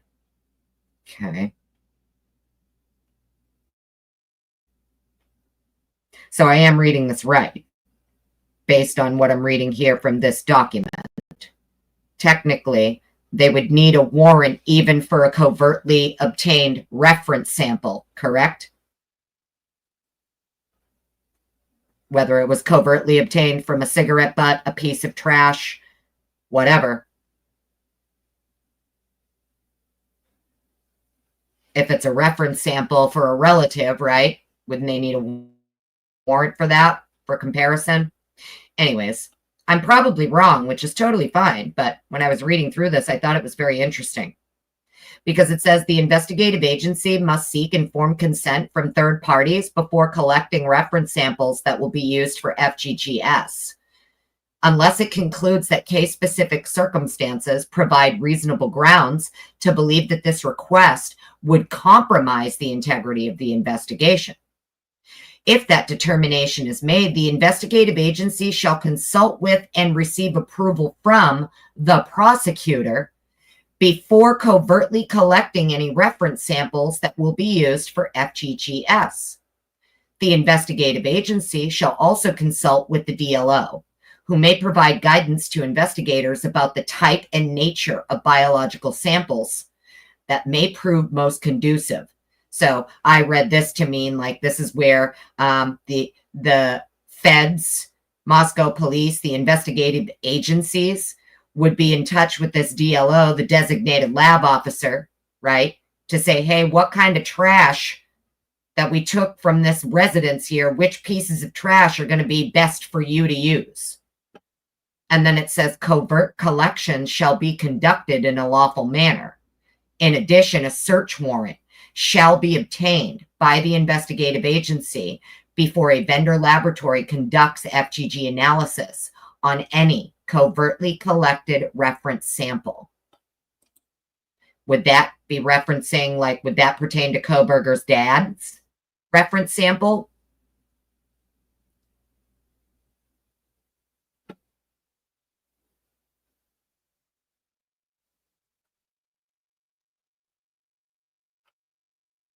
Let me check chat. Yeah, well, that's what I mean. Isn't this what Anne was arguing too? I thought so too. It's not just the trash pull. It's the fact that they like violated their own policies here, the DOJ policy, not just the FBI either. Apparently the state and, you know, the investigative agency. Yeah, it says any. Okay, I thought, okay. Thanks, honey. I am reading it correct. All right. Well, I appreciate that. You know, I'm okay always with someone telling me I got it wrong or I'm not understanding it. It's fine. That's why I was asking. If I'm wrong, I definitely would clear that up and fix that immediately. If they sent the sheath DNA straight to Othram, what did they do an STR profile on? There wasn't enough DNA in the sheath to do both STR and SMP. Yes, and Yvonne, according to Leah Story, how are you? Thanks for being here. According to Anne, they did 2 SMPs. It was the 2 SNPs, according to her, that were done illegally without the warrant. The one for ISP, the one for Othram, and she's saying CODIS was not done first. IGG is the origin. So if IGG is the origin, that means CODIS was not done first, and we just read through the DOJ policy for IGG that not only does CODIS have to be done first, but you also have to do subsequent CODIS searches that don't produce a hit before you go running to IGG. It's not just a one and done. You don't just upload to CODIS, run it once, and say, oh, well, fuck it. Now we run to IGG. No, you have to do subsequent CODIS searches before you go running off to IGG. And furthermore, it has to be done through the prosecuting office. Your prosecuting attorney has to sign off on all of it and give permission for all of it. Yes. Okay. The samples left custody and enter a different custody without a paper trail. Right. Yeah, there's no chain of custody on it. Right. All right. So I wanted to make sure I was reading that correctly before I continue on. Here we go. FGGS is a law enforcement technique used to generate investigative leads. Investigative agencies shall not arrest a suspect based solely on a genetic association generated by a GG service. Traditional genealogy research and other investigative work is required to determine the true nature of any genetic association. Okay. Now, where it says investigative agencies shall not arrest a suspect based solely on a genetic association. I heard someone say today, right, that the reason that the IGG doesn't matter, right, the reason that the IGG DNA doesn't matter is because it was all supplemental, right? It's supplemental. That's why, because they had plenty of they had already had plenty of other probable cause without it. And it's interesting to hear someone say that, because that just tells me they didn't watch the hearings and they didn't listen to the testimonies of these officers at the last hearing or the hearings prior. Because when you go back and you listen to everything, according to the testimony of these officers, they did not even know they didn't know Kohberger's name until December 19th. Per IGG. Okay. So when I hear people say they had all this other probable cause besides the DNA, I need to know what probable cause these people are claiming that law enforcement had, because even when people talk about phone pings, right? They didn't even have any of Brian's cell data. They weren't even starting to obtain cell data on Brian until December 23rd. So what probable cause do these people think they have, right? I'm still confused as to what probable cause, if you take away the sheath, right? What's the probable cause established before the court on December 29th? Because it's not his AT&T records. And the reason that we know it's not his AT&T records is because in December 2022, AT&T did not provide those records to state and local law enforcement. Those records were only provided to federal agencies and federal partners. Okay. So if we have to take these officers at their word, okay, Payne claims we didn't even know his name until December 19th. We didn't know. Well, then what probable cause did you have? Because you had nothing from his phones. We know nothing was returned for the phones, right? A lot of the other warrants they weren't getting until after he was arrested. Okay.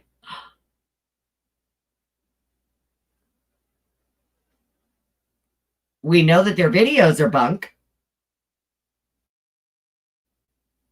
We know they didn't produce a video of the car in front of King Road home. We know they didn't produce cell phone records. We know that Blaker is telling the court when they're obtaining the search warrant for the Washington apartment, hey, ignore this DNA. Just in case down the road it's deemed exculpatory or thrown out. So what probable cause did they have? Right? It's just a question. Because I know looking at the documents and I know looking at the warrant returns as to when they're putting things in and when they're getting things back, they had dick when they got this arrest warrant. Nothing, including cell phone records. He's not in their tower dumps. His cell phone stuff returned nothing because AT&T told them to piss off. We do not produce those records to you. If the feds want them, the feds can have them. Problem is if the feds got the records, right? If the feds went and got the records because AT&T told them, nope, we're not going to give them to you. And then Lawrence, Mowry, and Payne started obtaining their warrants based on what the feds could get their hands on. Well, you got a problem there too, because you are not telling the court where you're actually getting the information and how you obtained it. That's why Masseth was asking Payne and Mowry both, are you aware that the FBI can access AT&T records without a warrant? Were you aware of that? Know what I mean? So it's funny to me that Masseth is making sure she gets both of them on the record that we didn't know. What? Really? The FBI can access AT&T records without a warrant? Oh my goodness, we didn't know, Miss Masseth. I had no idea. Bullshit. Of course they knew. That's why she's asking them. She's asking them because she knows they knew the FBI could access that information without a warrant. Because when they put in AT&T warrant 1, they were told, piss off. We don't produce that information to anybody but the feds. So the feds went and got them that information. The problem is they didn't tell the court that when going and getting AT&T warrant 2 and the trap and trace and the permission to use a cell site simulator. Okay. Exactly. Tinsel. Right. It's wild. So now, let's get back over here. I just wanted to bring that up while it was, fresh in my brain, right? You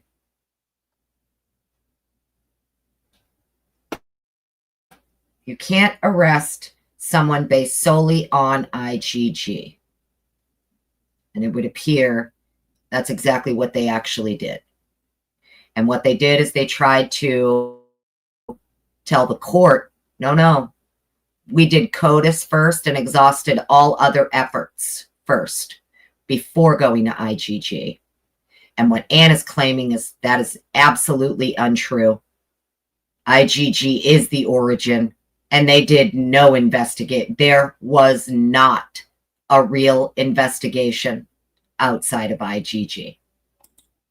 That is exactly what Ann Taylor is claiming.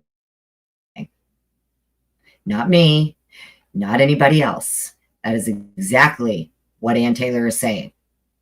She is saying CODIS was not done first.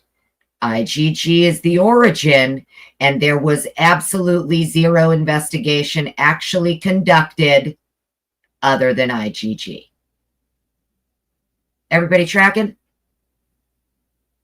It is insane, darling. It is insane. Sure is.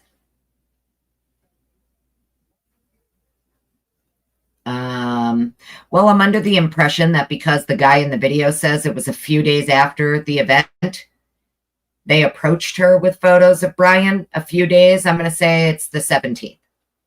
I'll say it's that November 17th date.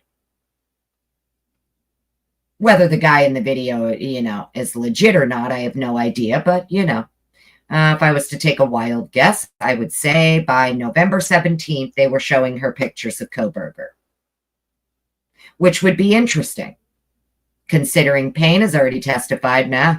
We didn't even know who he was until December 19th, right around December 19th, 20th is when we got his name, allegedly.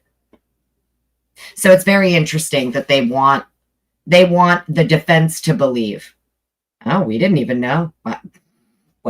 Nope, didn't even know. Didn't know his name. Interesting, right? It's very, very interesting. They're all recorded. Twist. All of her interviews are recorded. For sure.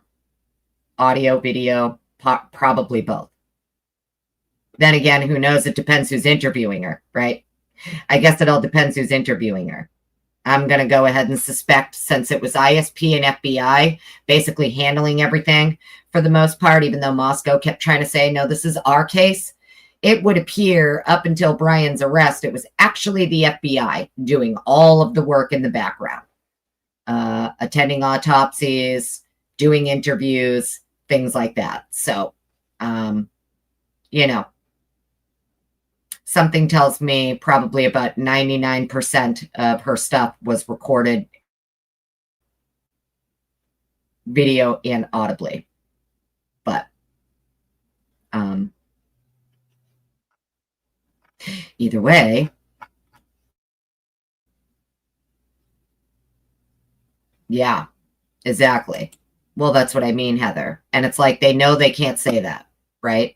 So for whatever reason, they know they cannot disclose that they knew about him prior to a certain date.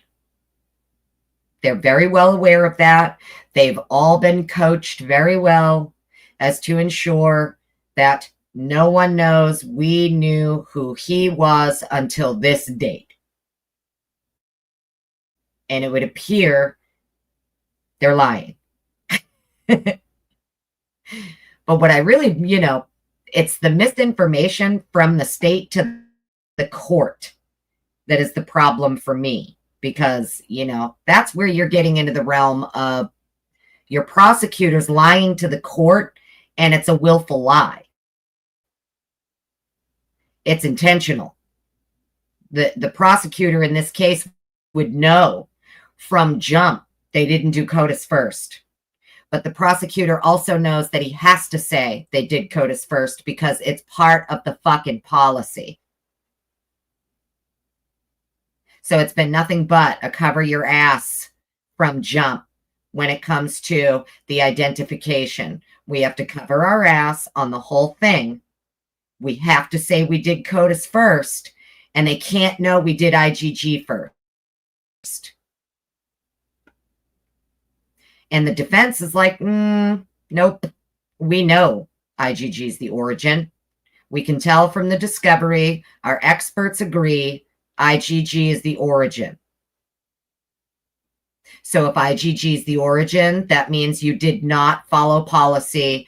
Yet again, DOJ policy was violated, this time by the state, and the state did not do CODIS or subsequent CODIS searches or a proper investigation first before utilizing the IGG. That's just my opinion based on what we've heard from the defense and what's been disclosed in documents and at court hearings. Just opinions, no facts. Let's get over to chat. All right. All right. You have a silly question? Sure. Salty Grace, thanks for being here, darling. Silly question. If the Franks is granted, what will it do for Brian other than expose the lies? Well, Salty Grace, great question. What would happen is, should a Franks hearing be granted and the court agree that the affidavit itself that was used for all of the warrants, including arrest, is a fraudulent and fabricated document that was submitted to the court by an officer who perjured themselves, that would usually mean that the affidavit used for arrest and used for warrants would be tossed along with everything that the affidavit produced, usually. But I'm no lawyer, don't know shit. Maybe go ask Tragos. But I'm just being a smartass, but I'm pretty sure, yeah, that's usually what happens. So if you can get the Franks hearing and you can prove to the court that the affidavit itself is largely false, fabricated, whatever the case may be, and the officer who swore to it submitted the fraudulent fabricated document, well, if that fraudulent fabricated document was used to obtain search warrants, arrest warrants, phone warrants, whatever, doesn't matter, warrants for the K-bar, warrants for everything, it all goes. Every warrant that the affidavit was used for would go if the court deems the affidavit invalid. Yes, the timing is everything, darling. You're right. And I'm sure someone in chat will tell me if I'm wrong. I do have a lot of people in my chat who are in the legal field. So, but I'm pretty sure I'm right about that. For fuck's sake, Fitziana, if I'm wrong, tell me. Pretty sure if the court finds the affidavit is a fraudulent document, well, then the affidavit would technically get chucked in the fuck it bucket, right? And everything produced from it, every warrant obtained via that affidavit would also go in the fuck it bucket, I think, if I remember correctly. Could be wrong, though. I don't know. Unless it's dismissed without prejudice. Thanks, Gretchen. Appreciate it. Yeah, if they have to toss all the evidence, he's free as a bird. Exactly, right. Yeah, exactly. Yeah, I think Anne's known for a long time, too, Audrey. Agreed.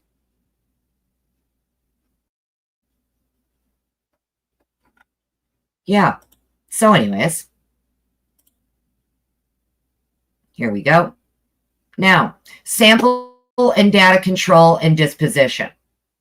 All FGG profiles and GG service account information and data shall be treated as confidential government information consistent with any applicable laws, regulations, policies, and procedures.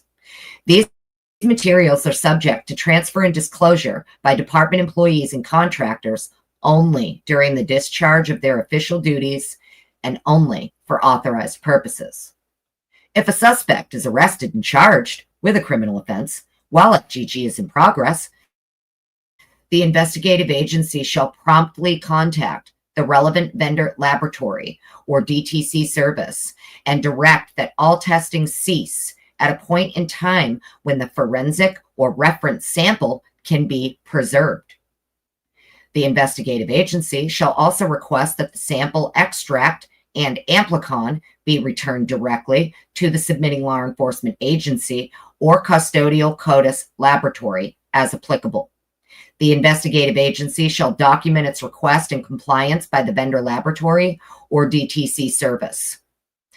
If a suspect is arrested and charged with a criminal offense after an FGG profile has been entered into one or more DTC services, the investigative agency shall make a prompt formal request that all FGG profiles and associated account information and data held by any such service can be removed from its records and provided directly to the investigative agency. The investigative agency shall document its request and compliance by the DTC services. All FGG profiles, account information, and data shall be retained by the investigative agency for potential use during prosecution and subsequent judicial proceedings. Okay. If a suspect is arrested and charged with a criminal offense after an FGG profile has been entered into an open data personal genomics DNA database, the investigative agency shall promptly remove the FGG profile and all associated account information and data from the database. The investigative agency shall document the removal of this information and the data. It shall be retained by the investigative agency for potential use during prosecution and subsequent judicial proceedings. So when people say that they don't have to turn, they don't have to turn it over. They don't have to turn it over. What do you mean they don't have to turn it over? No, they do, actually. They do not only that, but they have to save all this shit. Even after the person's been arrested, they have to remove everything from the databases that they put it in and turn it over immediately to the investigating agency so that the investigating agency can provide it in their fucking discovery. Because it is discoverable. That's why you're supposed to save it for future proceedings. So anyone saying that this isn't discoverable is wrong. It certainly is. It's exactly why DOJ has the policy for this shit.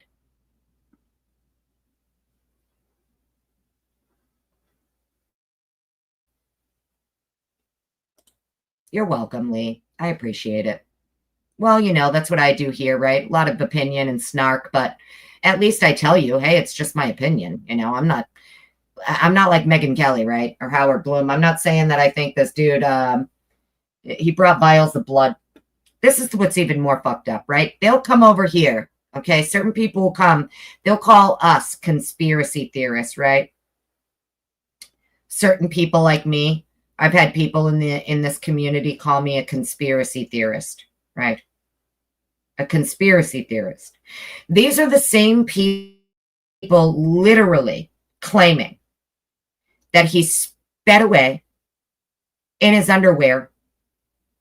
He hit his kill kit in a tree, and he was somehow able to obtain 2 other men's blood to sprinkle about the crime scene in an attempt to thwart capture and evade capture by police, right? So they can say all this. He brought blood. He fled away in his skivvies. He hid his kill kit up a tree. All of that is absolutely normal. But me saying, I think a cop planted the sheath, that's a conspiracy theory. Okay. That's where we're at. That's where we're at here. Yeah, exactly. Twiz. Thank you. Yeah. That goddamn affidavit is a fucking conspiracy theory is what it is. That's why that affidavit is the subject of a Franks motion. Because it's Payne's conspiracy theory. That him, Mowry, and Blaker were all copying and pasting from each other. You know? It's absolutely insane to me. How dare you call me a conspiracy theorist. When you're over here saying that, fucking numerology and his OCD have to do with why he committed the crime, right? You get these people talking about, it's just wild to me. It's just absolutely wild to me. Sometimes I just sit back and I'm like, holy shit, is this real life? So these people can spout off all of their own conspiracy theories about how they think he did it, right? The shower curtain, the stripping down to the skivvies, the sprinkling other people's blood about the crime scene, all of these things, right? They can say all of this, but if I was to say, hey, I think that sheath's planted, I believe the defense when I say the sheath was placed, right? I'm a conspiracy theorist. It's fucking wild. I mean, hey, I'll take it. Whatever. It's fine. I'll adjust my tinfoil hat. I'm not the one running around claiming that he sprinkled other people's blood at the crime scene, right? That's a damn conspiracy theory. Yeah, vegans love carrying, exactly, Glenda. Vegans love leather sheets. Apparently, vegans love carrying around other people's fucking blood, too. You know what I mean? It's insane. It's insanity. The things that are being said, right? The passes around the King Road. What passes? What passes in front of the house? Because not a single fucking video of his car passing in front of that house has been produced in discovery. Furthermore, videos that would potentially depict the car are still missing. As far as we know, still missing. Floyd's Cannabis Shop, Wasson Carey Construction, Red Star Coffee, Mundy's Machine. These are all videos that are still missing. Yet, discovery shows, well, ISP collected these videos, and they collected them to USBs. So where's the USBs? Where are these damn videos? So I just wanted to, have a little conversation here with y'all today about what I think is probably one of the biggest things in this case that maybe a lot of us missed, or maybe none of us missed it. Maybe plenty of people knew immediately what Ann was talking about, but I think there's a lot of people on the other side who are just missing it. It's going right over their head. And I think that what's going right over their head is that the prosecution in this case, the state of Idaho, has claimed repeatedly that they did CODIS STR testing first. And I think everybody better buckle up for the fact that the defense is likely going to be able to prove that that's a lie. That the state did not do any CODIS database, anything, and that IGG is the origin. And if that's true, and the defense can prove to the court that the state lied about the precise order in which things were done with this DNA in this case, I think it's going to be a big, big, big problem going forward, depending on what happens with Franks and stuff. I guess we'll see how it gets argued, but it would appear to me that what Ann Taylor and the defense here have been trying to tell us for a long time, it's not even just about the FBI backdooring these two databases they were prohibited from. There you go, Ty. There you go, Ty. You got the same train of thought.